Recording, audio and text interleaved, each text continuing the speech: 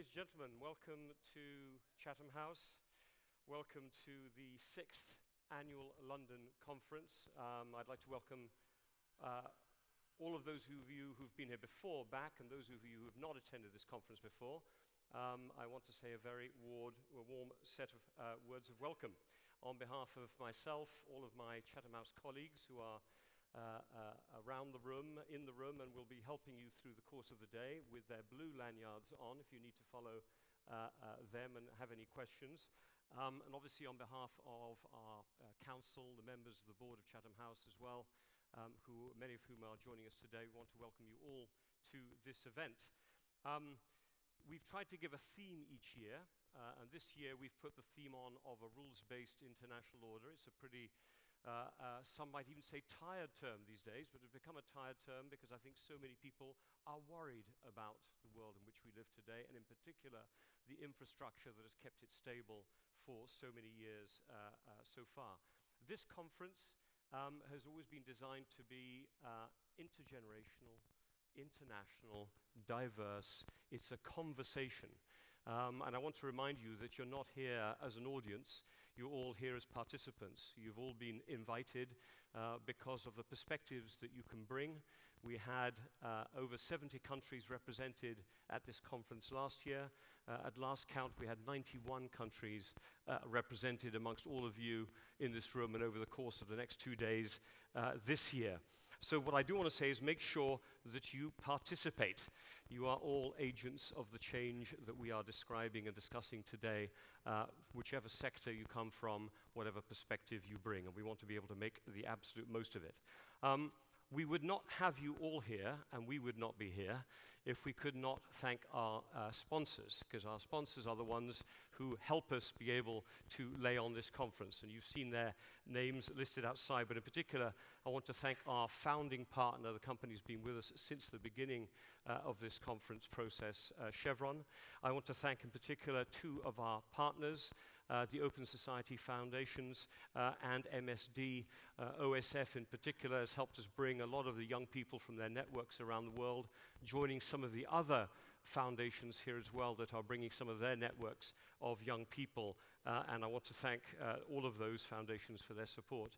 Our associate partners, UPS, Reliance, and Luminate, who are helping us again this year lay on this conference for you. And of course, for those of you who were here last year, you will remember that we have very good cocktails at our reception in the evening. And in fact, I'm amazed anyone makes it to dinner. But it is, I want to thank Diageo for helping us have a suitably enjoyable reception at the end. I've got to say a couple of quick words about logistics. The first is this plenary, any of the plenary sessions on your agenda are on the record. And you may tweet them, please. #CHLondon. So those are the plenary sessions on the record. The breakout sessions are under the Chatham House rule. You may use the information you hear, but please do not attribute it to any speaker or anyone else participating. We have breakfasts tomorrow morning. You see them on the agenda. There is limited space. You may not get to the one you want to get to, so show up if you want to. There's superbly diverse and interesting set of topics. I encourage you to turn up and get yourselves going earlier. There are also, for the first time, a series of simulations being run in parallel to the breakout sessions. The first at 11:30. There's one, I think, at 2 and at 4 this afternoon, and another one tomorrow morning. If you want to participate, you need to sign up at the registration desk. So please do that maybe in the coffee break if you're interested, and they will give you more information about what they're about. And lastly on logistics, dinner.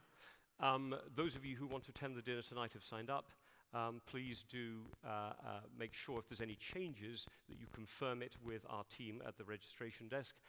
Lord Martin Rees, the astronomer royal, whose book on the future, Prospects for Humanity, I think is one of the most thoughtful expositions of the kind of world we're facing, looking beyond some of the structure of international governance, will be our keynote speaker this evening with my colleague Patricia Lewis, and we're looking forward to it very much.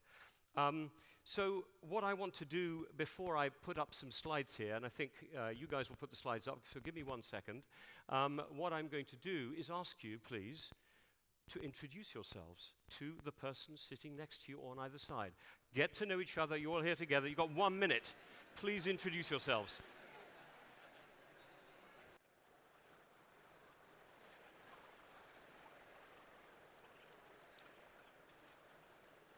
Okay. I think that's enough. This is what happens. I've lost you. I've lost you all. I've lost you all, but I need to get you back. Thank you very much. I mean, that's part of the idea here. You are all, as I said, participants. You'll have a chance to meet each other more over the coffees and the drinks and so on, but at least you know 2 more people maybe than you did when you walked into the room. What I want to do here is, again, reflecting your role in this conference. We have, for the last 2 years, last year and this year, asked you what is on your mind. And hopefully the slides are going to come up unless I have to do them. Or you're going to do it? I should do it. Okay, here we go. What is on your mind? Right. What have we got here? What was on your mind in 2018? Which had a very interesting font, which a lot of my colleagues pointed out they thought was inclusive, is what I would say. And then we have 2019. Just take a second to take a look at it, because obviously I will say some words about it, but I want you just to have a think. What did you collectively think was most on your mind last time and this year? And I would make just a couple of big, broad observations. First of all, a lot of stuff was on your mind last time. And there's more concentrated amounts of stuff on your mind this time. It's not very sophisticated analysis, but just looking at it, you can see how there's been a shift from a broad set of concerns about governance, technology, Brexit, quite brightly at the bottom there, trade, inequality, migration, democracy was a big there, the big word fake you will see in there as well, popping out under there, and obviously China. So that's what I take as a broad set of ideas. This time, what am I seeing? More prominent sets of words. And you see at the top, populism, nationalism, trust, polarization. That issue, which was obviously with us last year, has really surged to the front in your minds this time. Climate. I'm finding it hard to see climate last year. Bang in the middle, big, strong, prominent. How much of this is you also driving that agenda? Because obviously it's a big agenda at a popular level these days. Very important, the sustainability agenda. Technology remains central, as you can see it right there under populism. China has grown in terms of the prominence, with Russia popping up alongside as well. Trump, smaller, but in the mix. That's all I'll say about that right now. And obviously the inequality agenda is there as well. What's the word that's almost disappeared off this agenda? The word that's almost disappeared is Brexit. In fact, I had to remind myself where it is. It's squeezed above the A of climate. But if you look at, the font being the size of the font being the level of interest, it is a reminder, I think, to those based here in the UK, for whom this is an all-consuming obsession, that maybe it shouldn't be treated quite that way.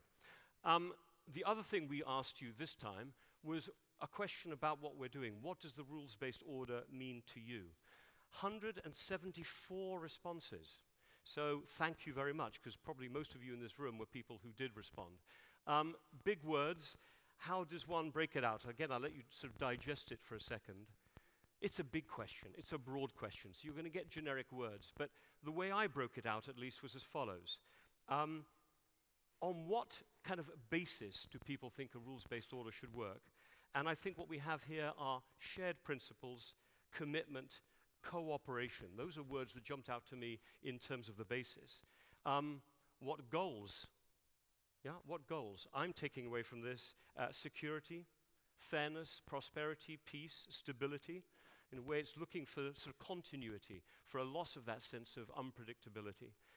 And how? Again, that's the way, one of the ways I thought about this, and to me, I thought evolution, enforcement, accountability. I think those words are particularly important and stand out in particular to me. What I find interesting is not what's missing, but what's on the margins, both in terms of the size of the font, i.e. how much you put it at the heart of your responses, and therefore the size of it and the centrality. On the margins, the word liberal, on the margins, rights and values. And governance, you know, hardly gets a look in as a word. Now, maybe it's because we're tired of the word and it doesn't mean a lot to you. But again, this is why these kind of word clouds are useful. They give you an opportunity to have a sense. Now, I pulled out just 9 questions which I thought were interesting, and I'm going to serve a little bit as some of the structure for the conversation we will be having in a minute with our first keynote speaker. But I wanted you just to see, I pulled out 9 of the 174 questions. You may recognize yours here. And I just pulled out a word. Yeah? Are the systems adequate? How do we incorporate sovereignty? What are the incentives, back to that accountability issue? The populism, nationalism that you all had in your word cloud. The digital world, how do you adapt governance for a digital world? And then China, which again had been everywhere. How will China accept the existing norms? Does it want to write its own norms? Our international law program at Chatham House has done for about 7 years now a project on China's approach to the international system, trying to think about this inclusively and collectively. The US, what if it rejects? Is it rejecting the rules-based order, or is it making it stronger in its own way? Something to discuss. What is the value of trust? And most importantly, what is the single biggest change we could implement to make today's governance more effective and resilient? So now you know I've set you all up that you all have to be participants here. And I'm literally going to call on the first 5 people whose hands I see go up in a second. On that last question, what is the single biggest change that you would like to see taking place in governance that you think would make the world more secure, more prosperous, that would improve the chances of peace, all those goals that you had in that previous word cloud? And I hope as I'm waffling here, a few of you are thinking and are about to put your hands up, because I want to just get 5 ideas, some ideas which we'll be able to explore as we go on. What would be the single biggest change you would like to make or see take place in the governance system in the coming years? And there's microphones that will be brought to you. Who wants to go?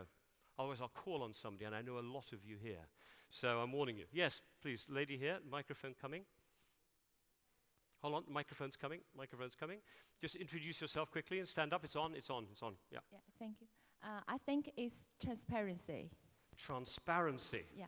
I like that word. And I don't know if that word was on our work cloud, but that idea that people have to be able to understand what's happening, have the opportunity to be part of it. Who wants to go next? Transparency was the first word. Please, this gentleman here, microphone's coming down. You can introduce yourself if you want. Okay, yes, on. Equality. Equality. I think that's. Okay, I hope my colleagues are keeping these words. Transparency, equality. I thought I saw another hand. There's a lady here. Just keep right there, lady here. And then I'm going to go to the microphone here. If you can bring a microphone here. Yeah, please. Restore social justice. Social justice. Social justice. Social justice. I should be writing these down. Transparency, equality, social justice. Please, yeah. Hi. I would like to see accountability. Accountability. That's a word that we might be bringing up in my next session in a little bit. So accountability. I hope you're remembering these words. I should be writing them down. I'm not, but my colleagues will tell me in a minute. There's a lady here, and then we'll go over to the corner there. Please, yeah. Thank you. I think credibility.